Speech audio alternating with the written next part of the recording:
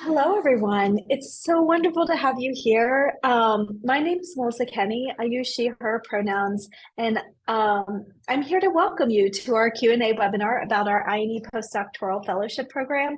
I'm the Director of Research and Knowledge Initiatives here at the University of Minnesota's Institute on the Environment, or as we like to call it, IonE. You might hear IonE a lot because we're talking about the IonE Postdoctoral Fellowship program.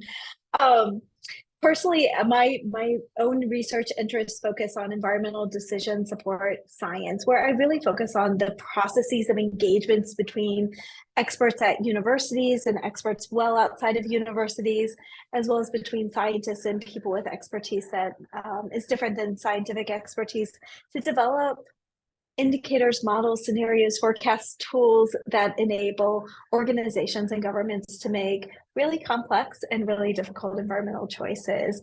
And what we'd like to do is we'd like to go around the room and do some introductions. So Jennifer, can I ask you to introduce yourself first? Yeah, thanks. Welcome, everyone. I'm Jennifer Schmitt. I use she, her pronouns. I'm a senior research scientist in sustainability at the Institute on the Environment. I've been here since 2011.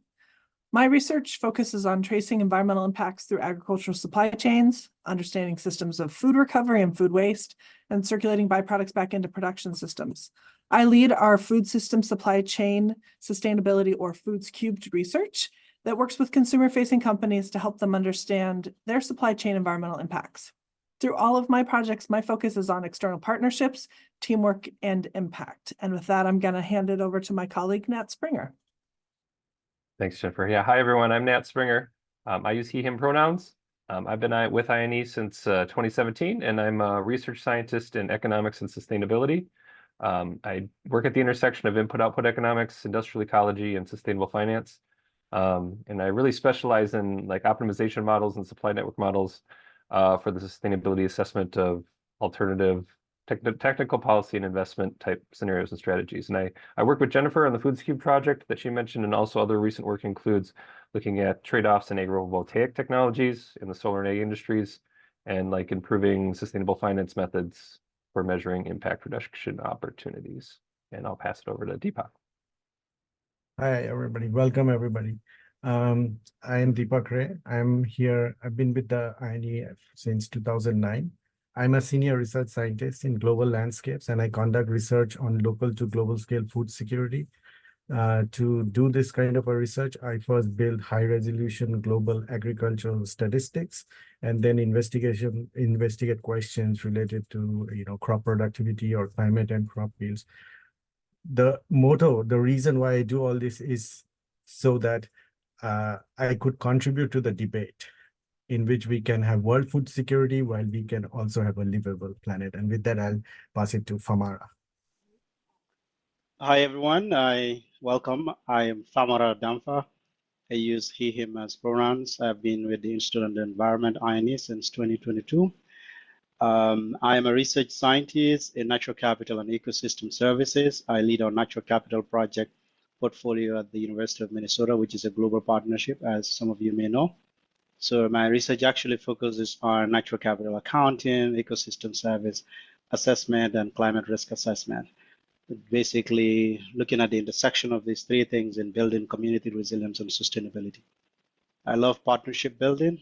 Through the NatCap project, I like to build partnership between NatCap with local and international organizations to do those three things that I just talked about. So on the accounting of ecosystem service values, as well as the mainstreaming of climate and nature's value into decision context.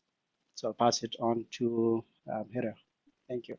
Thanks, Nfamara. I'm Heather Hightower. I'm a temporary program coordinator supporting the search process. And as we get to email communications, you'll see my name show up in your inbox at some point. So I'm happy to be here. I'm going to be moderating, doing my best to track the kinds of questions we get and keep us on time. You may see me typing or looking away from my screen. And just a side note, if you registered between yesterday afternoon and this morning and you submitted a question, I didn't capture that this morning. So would you please be sure to re-ask us that? And I think we may touch on a couple housekeeping things, or if you'd like me to go ahead, Melissa. We have a high registration for today. And so if you can get us your questions at the front end of the webinar, we'll have a better chance of being able to get to it. We're going to try to keep pace and get to as many as possible. If we don't get to your question, please write your question and submit it to our email. Let me make sure I'll grab this, I'll put this in the link, ione-research@umn.edu, and one of us will reply to you. But be sure to email us that if you want us to follow up with a reply. And I guess we'll launch off here. A couple of the questions we did get. Well, let me, maybe before we get into questions, Yes, one thing that might be helpful was, since we have some folks who have not joined us before, what I'd like to do is I'd like to do just a quick tiny intro to our program, because I know it's a bit unique, and that's one of the things that's really exciting about what we're creating in terms of a community of impact focused scholars. And then again, most of the session is about you. And so the Q&A at the very bottom, you'll see me point every once in a while. What that means is type in your questions in that Q&A session, because that's where we're gonna be able to find it. And so for those of you that have never been to Minnesota, we're actually zooming in from with you today from the St. Paul campus of the University of Minnesota, which is where the Institute on the Environment is housed. IonE occupies the traditional, ancestral, and contemporary lands of the Dakota people. And we feel it's really important to acknowledge the people whose land we live, work, and learn on, because as we're seeking to strengthen our relationship with tribal nations, it's really important to be honest about the history of how the University of Minnesota acquired the land that we now are privileged to be on. And so the IonE Postdoctoral Fellowship is a pretty unique program. And so this program is one where we are really envisioning what IonE's mission is, which is creating a world in which sustainable agriculture feeds the world, renewable energy powers healthy homes and more efficient homes. We have efficient transportation and flourishing businesses, and every person has access to food, water, shelter, and clean water. We want to create thriving, vibrant communities and economies, and thriving ecosystems to support those economies and societies. And that's the work that we do here at the Institute on the Environment. So the goal of the IonE Postdoctoral Fellowship program is to accelerate that future, that transition, by supporting breakthrough research across different disciplines, developing the next generation of global leaders, and developing transformative partnerships across the state, region, and globe. You as an IonE postdoctoral fellow would be part of a community of other IonE postdoctoral fellows.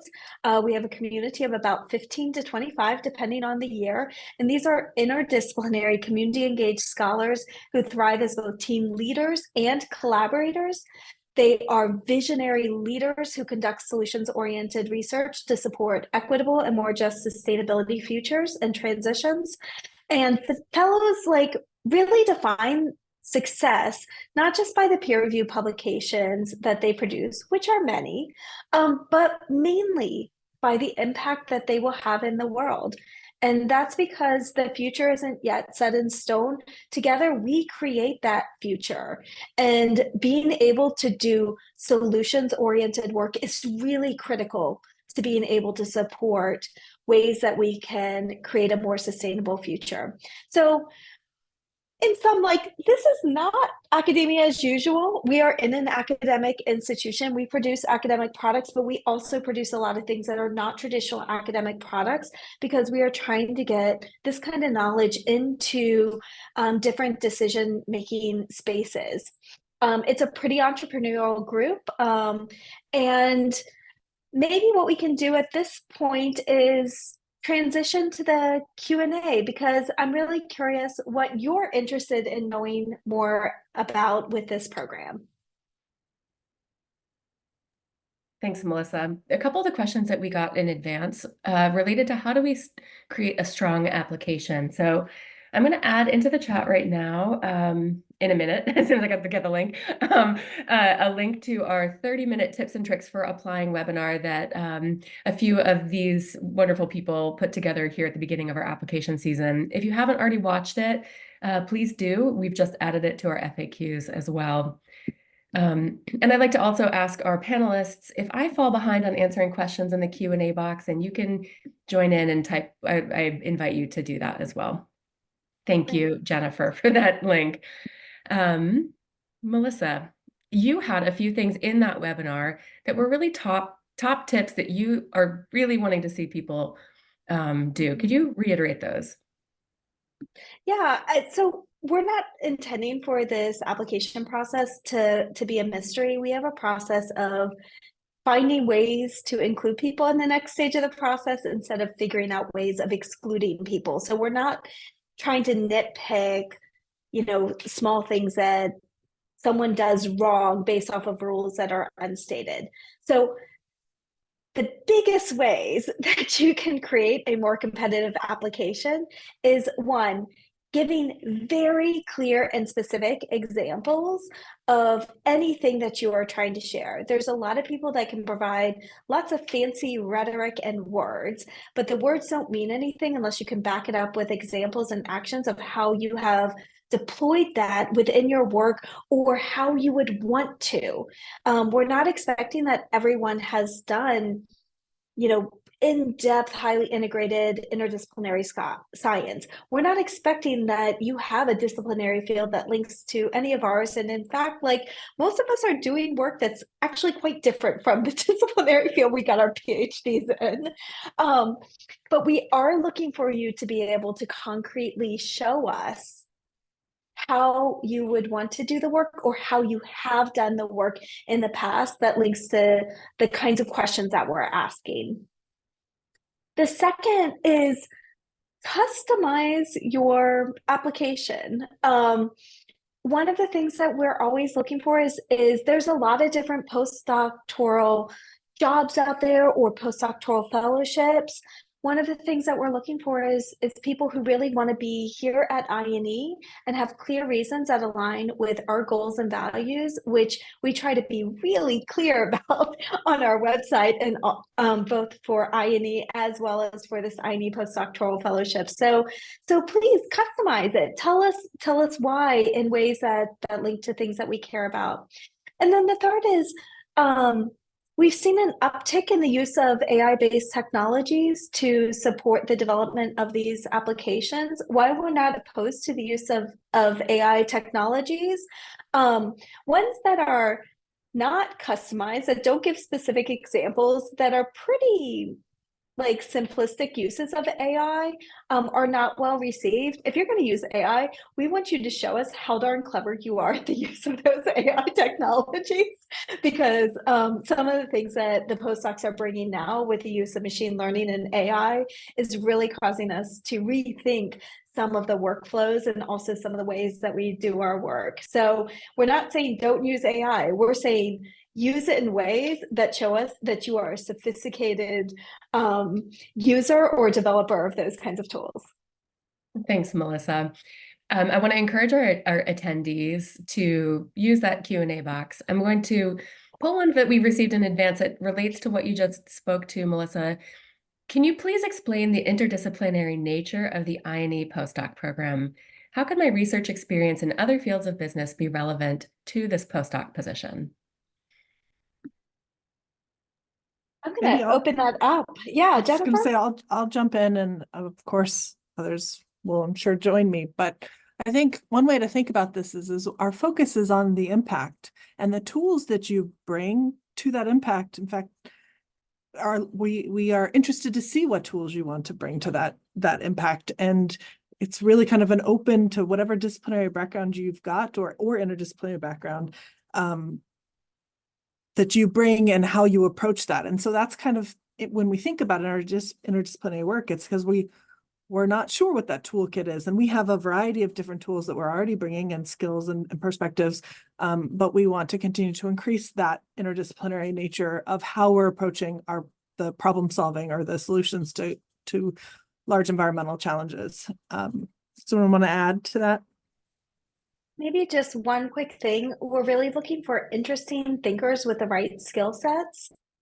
And so that just means like, we're not expecting that during this postdoc, someone's going to learn how to code Python when you've never done computer programming before. Like we're looking for in certain kinds of projects, someone who might already have certain computational skills that are transferable to the kinds of things that we're doing. But we are absolutely willing to consider someone who might have a mechanical engineering background if they can concretely describe how the work that they are doing is bringing skills that relate to some of the sustainability challenges and projects that we've articulated within our postdoctoral fellowship website. Thank you. And actually, we have a number of questions that came in this series about research. So I want to make sure we spend a little time today answering just some of the general questions about research projects and how that works. And I'm not sure we mentioned this. This webinar is being recorded and will be shared. If you have a question, please add it to the Q&A box. I see a raised hand, so use the Q&A box and enter your question. I'm going to take one that we've received here. It might appeal to some of us that these projects might best suit applicants within the U.S. qualification. How do we see those applicants coming from the outside U.S. universities and more especially interdisciplinary?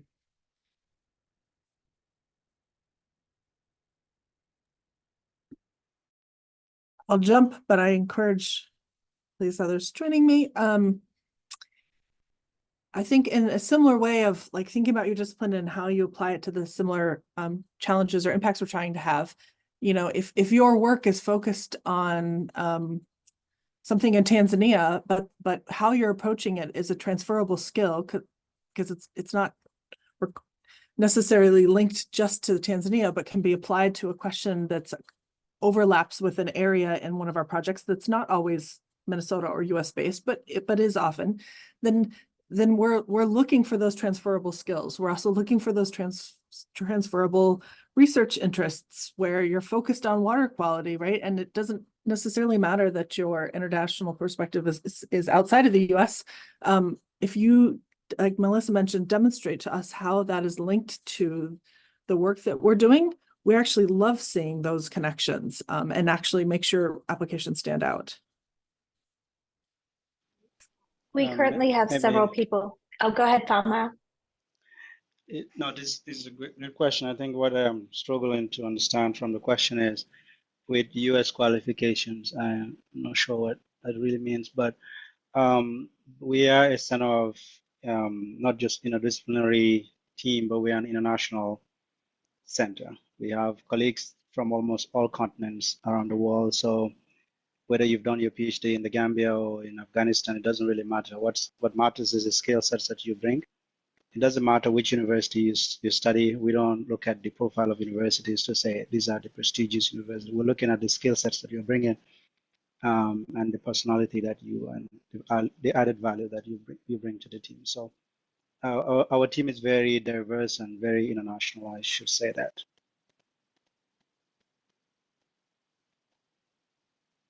Thank you so much. Okay. Can I go a little off script here, Melissa? You can redirect me, but we did have a number of questions about the nature of research projects and how that actually works. Is that something you want to touch on for a couple of minutes here before we get into the, I think we might get a lot of questions about that as we go on. Yeah, so what we wanted to do on our website, you'll see a number of different research projects, and some of these are a bit evolving because our philosophy with this program is that there's been a limited number of people who can do interdisciplinary community engaged scholarship within a postdoctoral program because of how most of those programs have been structured. They're structured in ways that privilege a certain type of degree and a certain type of scholar where and a certain type of partner, because you're looking for someone coming out of a PhD to develop an independent postdoc research program with external partners already in place and with just guidance and mentorship.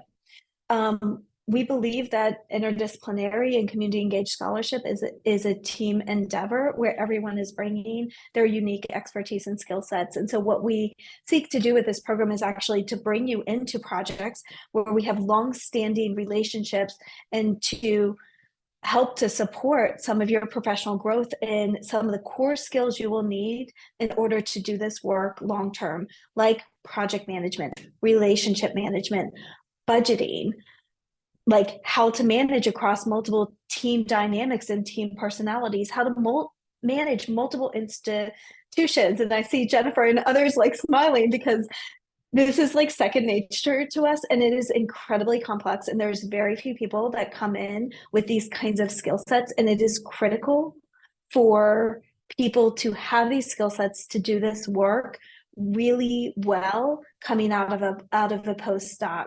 And so that's our philosophy with this kind of approach. And we aim to get people involved in 1 to 2 projects where you have a diversity of different research skills that you're deploying and different kinds of research products that you'll be producing, from peer-reviewed publications to like well-developed code, data management plans, all the way to policy memos, briefings, and other mechanisms of public engagement.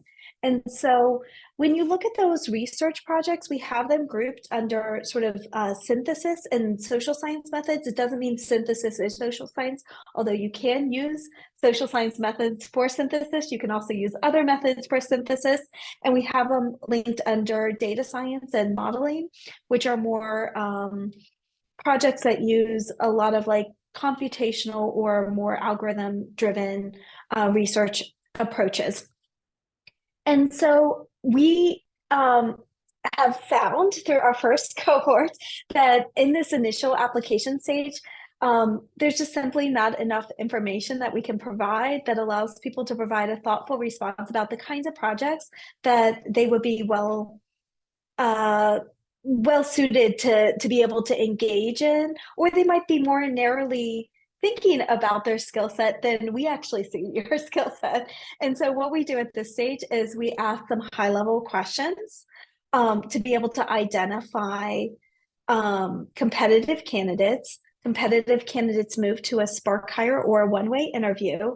And at that stage, the candidates who move on to the Zoom interviews, which will be held in April, we provide a lot of information given the projects that you are selected to interview for, about the research projects, the team, the kinds of things you would be engaging in and doing, and the kind of work that would be possible as part of that portfolio of work. So it's a little bit different process than most postdoctoral fellowship programs, and we understand that, but it's also linked to sort of the value system and philosophy that we're bringing to our work. Thanks, Melissa. And Nfamara, I would like to have you answer yours in a moment, but before we get to you, a couple of questions related to that. One person says, thank you for organizing this webinar. You're welcome. It's our pleasure. From the webpage, I saw that the IonE Postdoctoral Fellowship programs and the PIs. From the webpage, I saw the IonE Postdoctoral Fellow projects and the PIs. Does it mean that I need to contact with the PIs to get their support to apply for the postdoc fellowship? That's what part one. And then part two of this is a question we got in advance. Well, the short answer to that is no. No, absolutely not. There's no expectation that people are making those connections ahead of time. You'll have lots of opportunities to engage with people if you're moving to next stages.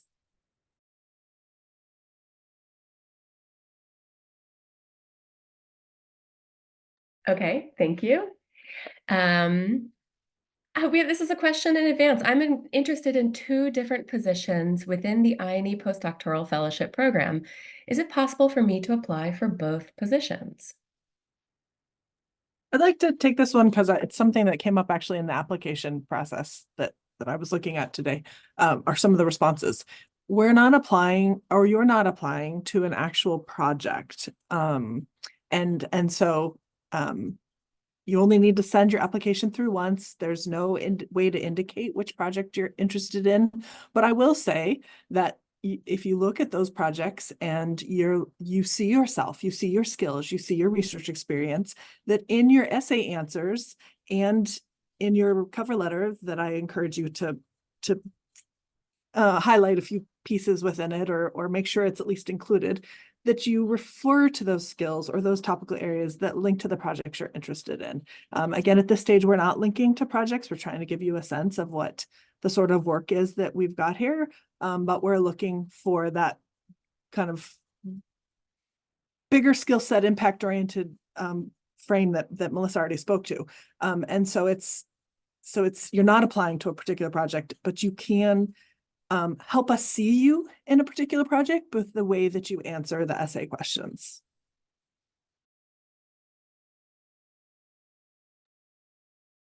Nfamara, would you like to take this question that you said you might answer live?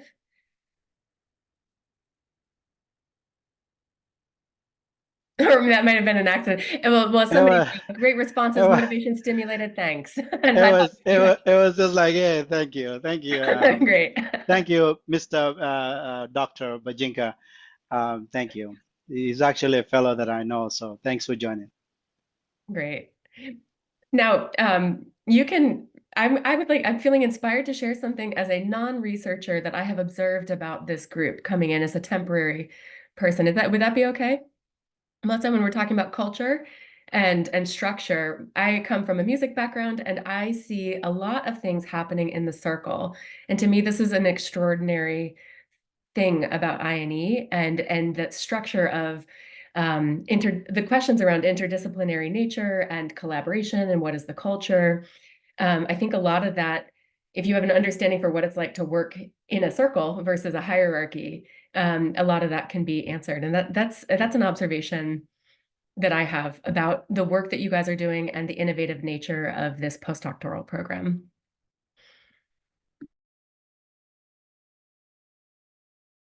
All right, so another question, excuse me. When specific skills are listed as being required, is there any discretion there if we don't 100% meet the qualifications? Does experience in ABC really mean proficiency, or does that encompass other levels of knowledge? And maybe if there's somebody who hasn't answered a question, we could lead with one of the new voices.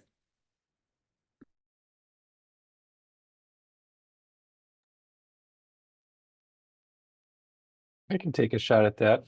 I mean, I think generally, and Melissa, you touched on this quite a bit, and I guess you did too a little bit, Nfamara, but I think we're looking for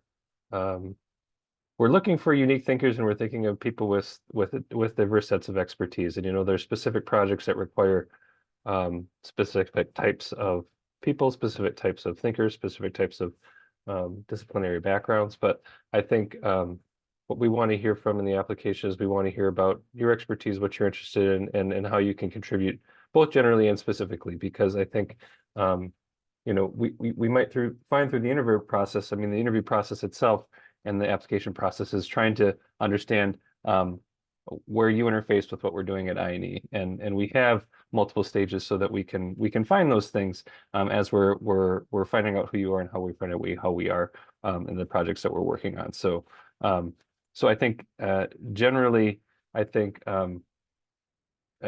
and I think we can get into this. I think Melissa, you might answer one of the next questions we have on kind of generally how to frame your expectations in your writing and your essays. But I mean, I think generally just try, especially in the first part of the interview process, as you're putting your application together, just try to convey what really makes you unique and how that aligns with what we're doing at IonE, because we really want to get to that and understand what makes you excited and to specifically come join the way we do research here at IonE and the types of things that we're thinking about here at IonE, because that's going to allow us to have that conversation as we move on in the application process. Thanks, Nat. We have a logistical question. Do you have, wait, it just disappeared. Maybe that was, I'll skip that one. Are there any teaching opportunities in the postdoc fellowship program? I can jump in with this. The IonE Postdoctoral Fellowship is predominantly a research-based postdoctoral opportunity. As part of every incoming IonE postdoc develops a postdoc professional development plan. And that's really tailored to some of the personal and individual, or maybe like community goals that you have coming into this postdoc. And 20% of one's time is devoted towards things that are linked to our IonE community and to your professional development. And so for some people, being engaged in different aspects of teaching is a goal that they have. And one opportunity that a number of postdocs pursued this past fall was we're developing new curriculum for a mid-career like special certification, and the course related to the sustainability and sort of like climate change 101 across multiple different sectors was something where we needed to build out a syllabus. And across those 12 weeks, different postdocs took a week and built out a syllabus that now they can say, I helped to design this module. I was able to construct the learning objectives, the activities, the readings, everything that then allows you to go after a teaching or other kind of academic job if that's your personal goal, and also will give them the opportunity to teach that module within that course if they so desire. So while there's not an explicit teaching requirement as part of this fellowship program, there are opportunities to develop your skills if that's a priority for you. Thank Can you. My written Heather- response might not have fully captured all that detail, but did you, Nfamara or Deepak? Yeah. This must be going on in the mind of almost all the applicants, like how does your skill match with the projects, how will you fit in, etc. So let me address this. Like, think about the environment. Environment is all around us, and you can come at it from different discipline backgrounds. And you can be a physicist, a theoretical physicist also, but you may have an interest of changing careers or reinventing yourself. So your skills as a theoretical physicist of studying data is relevant as well. So just if you're thinking of like, how do you fit in, you must be really concerned about that. You can fit in. You can always fit in. And we have had colleagues from theoretical physics who have become very successful. They reinvented themselves. They write papers about food security around the world now. We have postdocs who are from physics. You can come from different angles is what I'm trying to say. And we are looking for skills and interest. You need to be driven to make change in the world. So that is what we are looking for. Excited to make change. Thank you, Deepak. And I would like to encourage our participants. Our Q&A for our postdoc Q&A, people were very active in the Q&A, and I want to make sure that you feel confident that these researchers want to hear from you as well. You don't need to worry about the quality of your question. If you don't want your name to be attached to it, you can submit an anonymous question. So please, no question is too big or too small. I have a logistical question. Do you have any suggestions for how to best summarize the expectations of the essays in 250 words? Do you have any writing tips?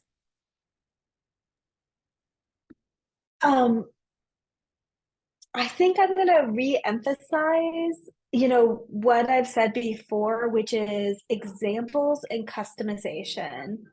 And I'm emphasizing that because those really are the distinguishing factors of applications that stand out versus those that do not. And I know when you give examples, it means that you're like taking words from things that you're trying to describe as big ideas and trying to describe everything into something that only describes one small piece of what you've done.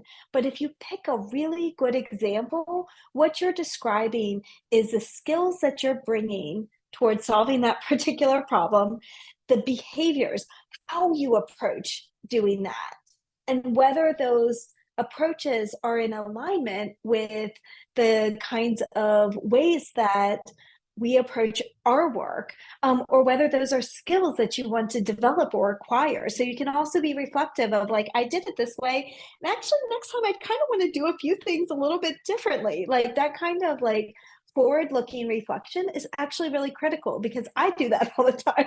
And I've been doing this for a really long time, because every single time I'm like, we do that a little better every single time. And so that's one big thing that I would emphasize is you don't need to tell us everything about yourself. You need to help to share one meaningful thing or two meaningful things that really help us to get to know you. Thank you. And Nfamara, did you have anything to add to that? That was very exhaustive. I just a minor addition is know us. You should do your job to know the institution to which you're trying to enter, right? So spend time to look at the website, go through different parts of the website to understand the institution in its totality, its departments and units, what we do. If you can, look into the PIs. I mean, these are we have folks that have already published work. If you have time, spend time to look at the work they've done and see if you're excited about what you're entering into. So basically, besides the application page, all I'm saying is it's important to know the institution to which you are, and this will help you in refining that essay to make the alignment, the connection with the institution that you're trying to come to. So thanks. Thank you so much, Nfamara. We have a question. Google form is the only way to apply for this fellowship. I filled out the form and I just want to make sure it will work. That's a valid concern. Jennifer is our website master here, so I'm going to just give this one to Jennifer. It is the way that we've chosen to set this up. So the Google form. I will go look right now and confirm that I see your application, but you can always send an email, I guess, if you're really concerned, to the email that Heather or I put in, I forget, earlier to double check. I've not had any instance where someone has been like, hey, you didn't hear about this, and we will be communicating back with you all after the close, but I understand why you'd like to see it now, so I'll go look. And if you think you've submitted it twice, give us an email as well. I've seen at least one of those come through, and the essays were slightly different. So if you aren't sure if it went through and you redid it, flag it for us. This might be a nice time, Melissa, just to touch on some timeline highlights for our people.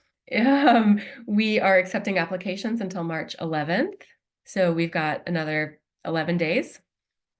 And then if your application is selected to advance to video interviews, you'll have until March 24th?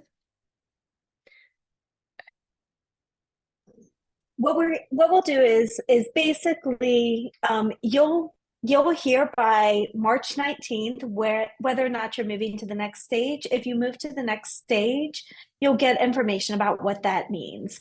And so the biggest thing is to keep an eye out. And if you haven't heard by the dates that we have on the website, let us know, because at every stage we'll be providing you information in order for you to be successful, because we really want you to make our jobs hard. And so we'll put a link to our website where these dates are. The biggest thing to do right now is to block off your calendar on April 15th and 16th. If you make it to the Zoom finalist interview stage, these are the only 2 dates that we will be doing interviews. And if you cannot make these dates, you will not be able to interview for the IonE Postdoctoral Fellowship this year. So please block off those dates. We are trying to be in a position where we can let finalists know whether or not they're moving forward waitlisted or not moving forward by May. So if you're graduating in the spring, you might have a clear sense of whether this is one of your next career steps. Thank you. We have another question. What does an outstanding essay touch on, maybe in summary? And so I feel like I've heard examples. Give us examples of your work. I've heard understand who the Institute on the Environment is, understand who IonE is in the context of the University of Minnesota. I've heard help us maybe see where you are looking ahead, reflecting forward. Let us understand your skill sets that you're bringing so that we can see how you might fit in, even if it's not exactly what you're doing right now. Did I catch all that? Or is there something else to add? The big thing you hear us talk about impact. Like we want you to be an incredibly strong scholar. That is absolutely the researchers at IonE. We are exceptional scholars, but all of our work ultimately is centered around the impact and the way that that knowledge will help to support sustainable transformations in the future. And so one other suggestion that's a little bit more nuanced and a little bit more complex is when we talk about solutions orientation, that's all about the future, because decisions are all in the future, and that's the power we have today, is to make choices about the amount of carbon we're putting into the atmosphere, about the ways that we're structuring our supply chains and our food systems, about the ways that we're transforming the energy grid. And so when you're developing your essays, exceptionally strong applications really have that impact-centered lens to the framing of their work and are future-looking. We define the solutions, we don't further define the problems. And if I could just add on this, that while it is super important to write about your research and put it in a publication and know that there are policymakers reading it and that they will use that in their decision making, that is not the impact we're talking about. We want the next step further of you engaging with the policymakers, or you engaging with the communities, you thinking how to translate through science communication your work into a more general public audience. It's not usually enough to just talk about, I've written this in a great peer-reviewed publication, and I know people will use it because it's important work. And again, it's very likely important work, but that's not what we mean by impact. Yeah. Can I add that we have professional development for those who don't have that capacity developed yet, because through the doctoral program, you may have only learned how to write papers. But IonE is an institution which will take you to the next step through your professional development and training programs, meeting the the state legislatures and policymakers. So we will help you to go to that next step if you already don't have that. If you make it clear to us that that's where you want to go. You are right, Deepak, and I welcome the people who want to develop that skill. But then you need to show us in your essays that that's why you're doing this. That's why you're a great fit, that you realize that's a skill that you want to lean into. And then, yes, everything Deepak said.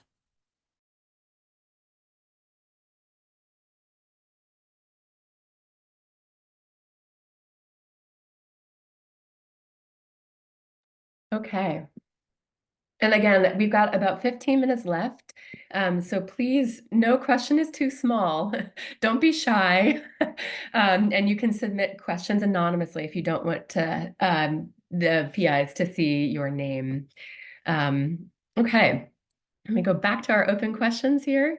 Yeah, Melissa's, I see typing a response to this. Can you please share the acceptance rate at each phase in the past? Well, and we've done one round of this, so this is our second cohort.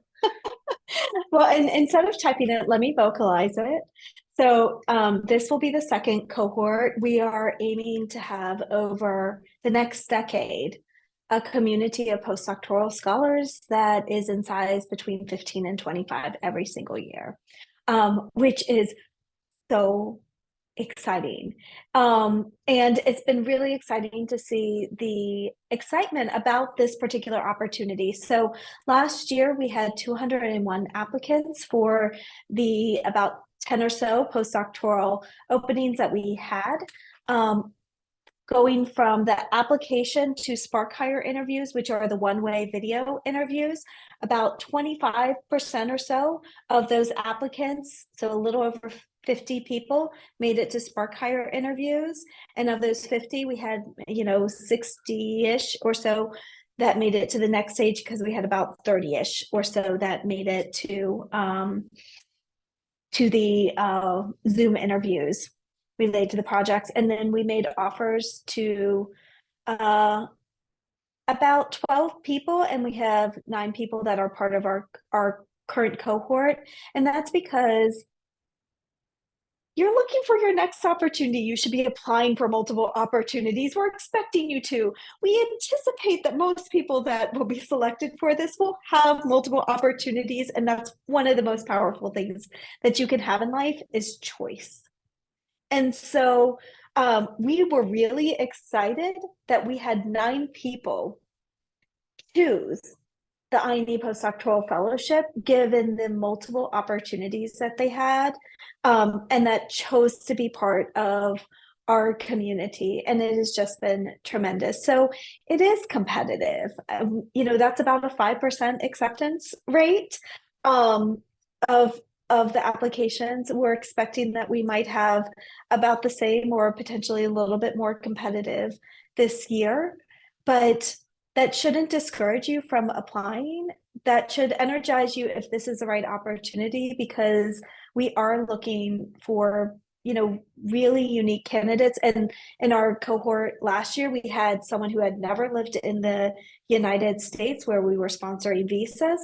We had someone who had never obtained a degree in things related to the environment and sustainability, but is now deploying skills in an incredibly different way. We had people who have lived in Minnesota their entire life. We've had people who have never lived in Minnesota and are wondering why we talk about Minnesota winters being so cold, when this has been an incredibly unusual winter for us here. We have a lot of people who have lived in multiple countries. We have a lot of people who speak more than 3 languages. We have some people who only speak 1 language, or they speak multiple languages, but some of those languages are computer languages. And so, and we have introverts, we have extroverts, we have people of different age ranges, we have people with different family dynamics, and we also have team members who are based here on the St. Paul campus, and team members who are IonE postdoctoral fellows who are based remotely outside of the Twin Cities. So, so when I say we're not looking for anything, if we have not created a constraint, we don't impose one. We don't have secret rules. I really want to emphasize that that's true. We do not have secret rules related to our hiring and application processes. Thanks, Melissa. To that end, we've hosted this is our 4th webinar. So we had, our first one was pre-recorded. We put that in the chat, the tips and tricks. We have the FAQs. We have completed 2 postdoc Q&As that were not recorded because we wanted people to feel comfortable asking any and all questions.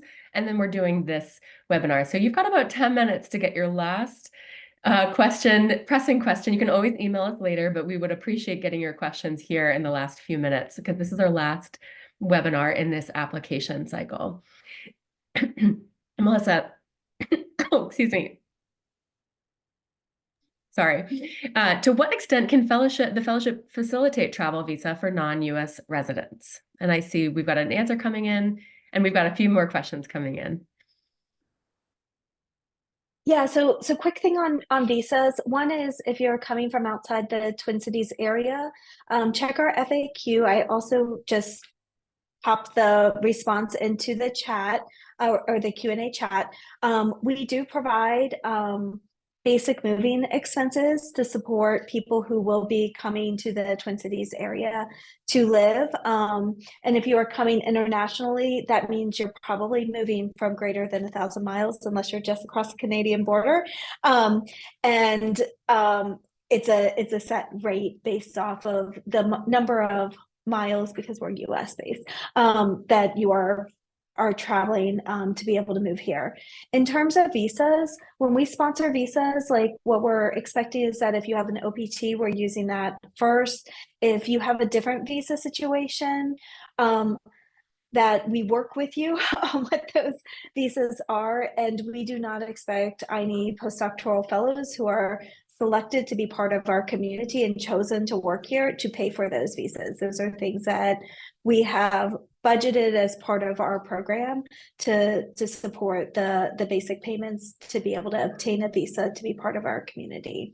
And we can answer, if you make it to later stages, questions you might have related to visas, because we make no judgment, like positive or negative, about selection based off of whether or not you have a visa. We just consider whether or not you would have work eligibility if you were successful in obtaining a visa or if you already have one. Thank you. I see a raised hand in the participant list. If you could write your question in chat, that is our preferred format. Continuing to Mr. Deepak, Dr. Ray's answer, in our PhD, the impact to society is sometimes very little. Yes, we learned about how to write good articles and research ethics.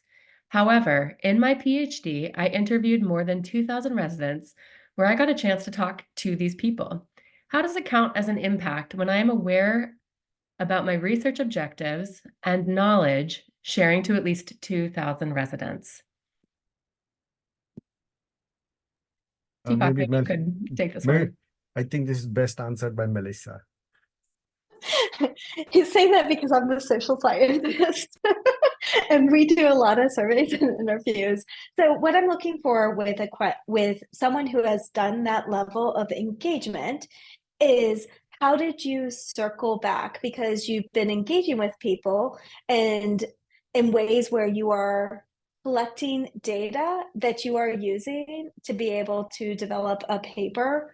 What have you done to share back, link back, build out some of the work so that the things that you were able to learn from them, you are able to share back with them? And when we talk about examples and some of the things related to impact, being able to describe what you've done or what you wish you would have done is going to be incredibly valuable for something of that sort. And we know, like, there can be sometimes very few opportunities or potentially like even disincentives within a number of PhD programs to pursuing work that is more societally and impact centered. And so if some of your work is more future looking of things that you want to do, that is an acceptable answer, because it shows like thoughtfulness, reflection, and a clear desire and specificity around what you want to do. Nfamara, you might have some thoughts. You've worked a lot with communities in a wide range of countries.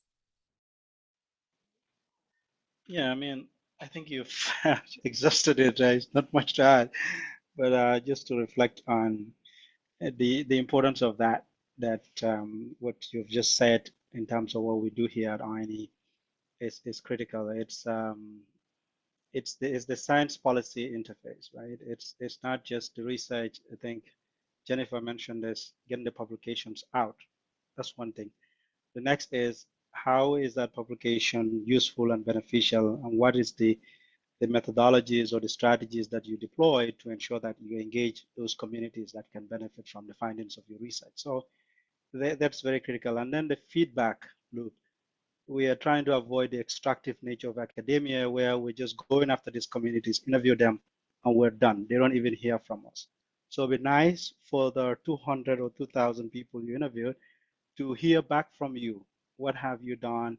How could that result be meaningful or useful for them? So that next time it makes easier for others to penetrate those communities. Because what we realize in the communities are getting this survey fatigue, and they don't hear from researchers after we've gotten what we needed, right? So all of us are responsible to have that co-design and co-collaborative nature, and getting feedback back to the communities and working with them to implement some of the recommendations that you identified in your research. So I think it counts. The short answer is that yes, it does count, and we really like to hear people talk about those type of things. Thank you. Thank you all so much. Now we have 5 minutes. So last call for your question, last call. And while we're Well, and waiting, you'll notice that a couple of questions have been answered in written format. So if you're like, wait, they didn't answer that one thing I was curious about, go into the Q&A under answered and find the question that you're interested in, and you'll be able to see the response to that question. So just in case that was unclear and you don't use the Zoom platform frequently, go into answered and you'll be able to see those written responses. thank you. And I was just going to say too, I know some of them that I answered in there too were, one reason I think we answered them in the text form is because a lot of that is on the website as well. So again, if you haven't looked at the FAQ on the website, please check. A lot of the answers are there as well, if you happen to miss some of the written ones. I just wanted to add, like, with respect to this question on interviewing people. Suppose you are from natural sciences and you have not had experience of doing social sciences. So our institute is a place where you can directly, right across, your friend is going to be the person who is actually doing social sciences. Suppose you wanted to learn how to do that transition. So this is the place where you will be able to see it in action actually every day.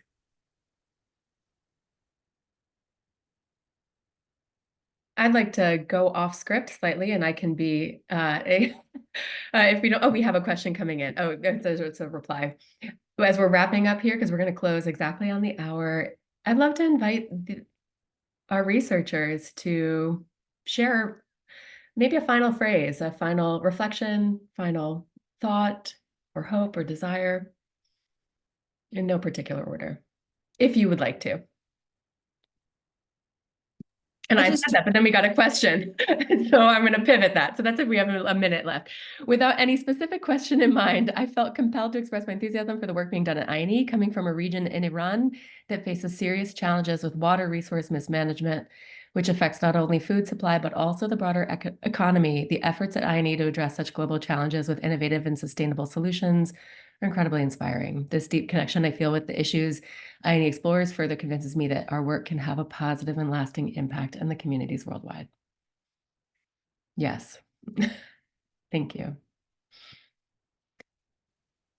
Thank you. I think I can take the my last statement on this would be, this is a competitive process, and you are competitive. You can make it, give it your best, and don't just apply to this, apply to other things, just like Melissa. That's what we expect from your level.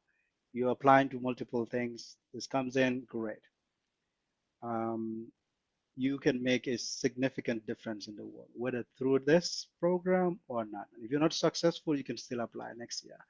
So just have that motivation and don't be discouraged because of the acceptance rate. Thanks, Pharma. Let's do a quick, if anybody else would like to give a quick last checkout. We're just excited to see your applications. And be inspired. Thank you for all your comments and thoughts, and it's we enjoy this process and look forward to hearing from you. Yes, please make our decision hard. It's my favorite kind of thing, is to have hard decisions.